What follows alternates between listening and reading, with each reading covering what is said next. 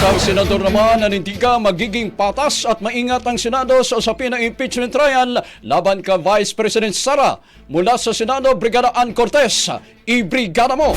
Brigada Live Report. Tiniyak ni Senador Alan Cayetano na mananatili silang patas sa Senado sa pagsasagawa nga ng impeachment trial laban kay Vice President Sara Duterte. Bagamat sinasabing political process ang pagsasagawa nito. Pagpapaliwanag niya, hindi naman ibig sabihin na political process ito ay hindi na maaaring maging patas at makatarungan sa pagsasagawa ng paglilitis dahil nandoon pa rin ang neutrality.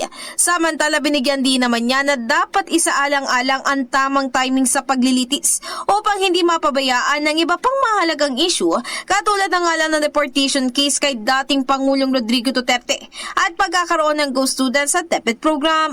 Naniniwala naman din siya na may sapat pang oras ang House prosecutors para pangalagaan ng ebidensya kung kaya't hindi nila kailangang apurahin ang proseso.